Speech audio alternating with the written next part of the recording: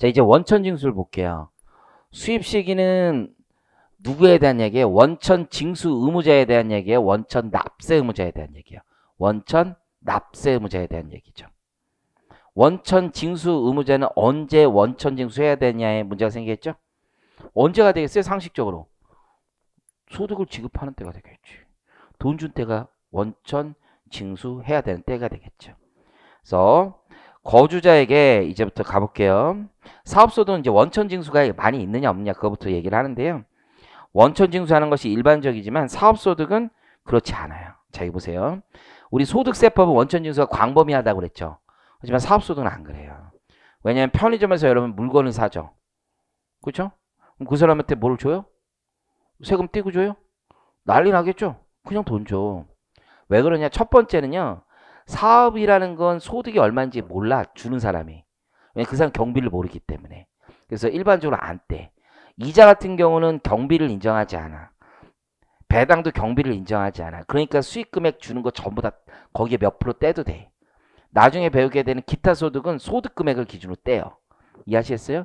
근로소득도요. 근로소득금액을 기준으로 떼는 거야. 다 소득금액을 기준으로 뗀단 말이야. 그런데 사업은 그렇게 힘들어. 이해하시겠죠? 그래서 보통 안 떼. 손실이 발생할 수도 있고 심지어. 자, 그래서 보시면 사업소득의 경우 소득을 지급하는 자, 원천 징수 의무자보다 소득을 받는 사업자가 사실은 세금에 대한 지식이 더 많죠? 누가 누구를 가르쳐요 지금. 그렇잖아요? 두 번째, 또한 사업자가 거래 상대방으로부터 대가를 받더라도 그것이 반드시 소득이라고 할 수도 없죠. 결손이 있을 수도 있으니까. 그래서 일반적으로 사업소득은 원천 징수하지 않아요. 근데 아까 들어눕는 사람들이 있었죠. 들어눕는 사람들. 그분들 뭐 폄하하고 그런 건 아니고 인적 용역을 제공하는 자 있어. 소위 말하는 프리랜서들 있죠. 이 사람들은 소득을 지급할 때 매출의 3% 정도 미리 떼어놔요. 매출의 3% 정도. 그래서 보시는 것처럼 부가가치세가 면세되는 인적 용역을 제공하는 자에게 사업소득을 지급할 때 원천 징수합니다. 이런 사람들은 기본적으로 물적 설비도 없었죠. 부가세법에서 배웠잖아. 종업원도 없었죠. 인적시설, 물적시설도 없어. 그럼 경비가 거의 없는 거죠.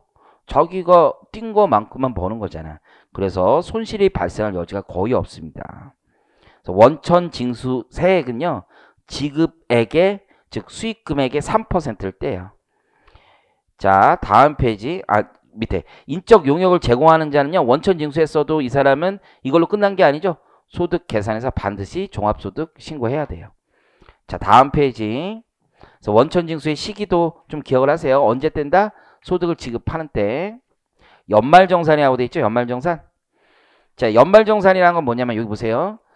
그럼 몇몇 보험 모집이 이런 사람들은 돈을 매월 받을 거예요. 수당을. 매달 뗀단 말이야. 몇 프로만? 3%만. 그런데 이렇게 3% 뗐는데 문제가 뭐냐면 이 사람들은 종합소득 신고해야 된다고 그랬죠. 근데 보험 아주머니 막 들어눕는단 말이에요. 이해하시겠어요? 그래서 보험 회사에서 니네가 좀 연말정산이라는 걸 해봐. 연말에 가서 그 다음에 2월 달에 소득을 지급할 때 작년 소득 전체 계산해서 경비 계산해서 니네가 직접 세금 떼고 정리해. 이해하셨어요? 전체 세금을 1년치 세금 있잖아요. 그걸 정산을 해오라는 얘기야. 세무서 와서 힘들게 하지 말고. 이해하시겠죠?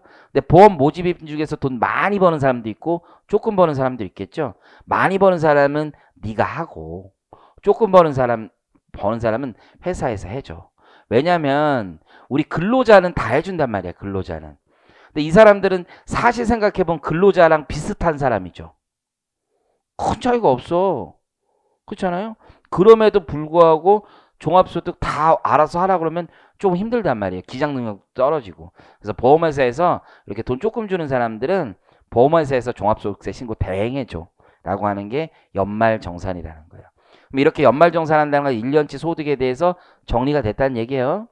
그럼 이 사람들에게 다른 소득이 없다라면 이 소득밖에 없다라면 이 사람들은 종합소득 신고 따로 할 필요 있어요 없어요? 없는 거죠. 자, 이제 읽어보겠습니다. 인적 용역의 소득을 지급받는 자 중 모든 사람이 아니고요. 프리랜서 중에 모든 사람이 아니고. 그래서 학원 강사 같은 분 있죠? 그러면 대부분 프리랜서야. 프리랜서. 그죠? 법률적으로. 자, 소규모 영세 사업자. 그러니까 모든 사람이 되는 게 아니죠. 인적 용역을 제공하고 소득을 지급받는 자 중에서 아주 소규모 영세 사업자, 간편 장부 대상자만 되고요. 그런 사람인 보험 회사의 설계사, 직종도 정해져 있어. 방문 판매원 있죠? 그리고 우리 뭐 야쿠르트 아주머니들 뭐 이런 분들 있잖아요. 배달하시는 뭐 음료 배달하는 등의 경우에는 소득을 지급할 때 원천 징수하는 것에 더하여 그 다음에 2019년 거면 2020년 2월에 소득을 지급받을 때 보험회사 등이 1년 동안 지급한 보험 수당이 있을 거 아니에요. 그래서 연말정산할 수 있습니다. 이 경우 방문 판매원 등에게 다른 소득이 없다라면 연말정산로 다 끝난 거란 말이에요. 종합소득 신고 의무는 면제됩니다. 본래 완납적 원천징수로 납세 의무가 종결되지 않는 이상은 거주자는 스스로 종합소득 신고를 해야 되는 거죠. 그러나 이런 보험 모집인과 같은 사업자가 직접 종합소득세 과세표준 세액을 신고하여야 하면 굉장히 번거롭죠. 세무서도 번거로워 심지어. 이에 따른 경비 절감을 위해서 연말정산 제도를 두고 있어요. 그래서 연말정산이라는 건 근로자만 있는 게 아니라 이런 사업자 중에 일부 사업자도 있다라는 거죠.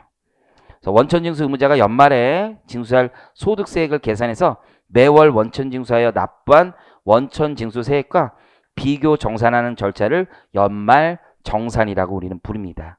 이해하셨죠? 결국 보험 모집인 등에게 소득을 지급하는 회사 원천징수 의무자가 되는 거잖아요.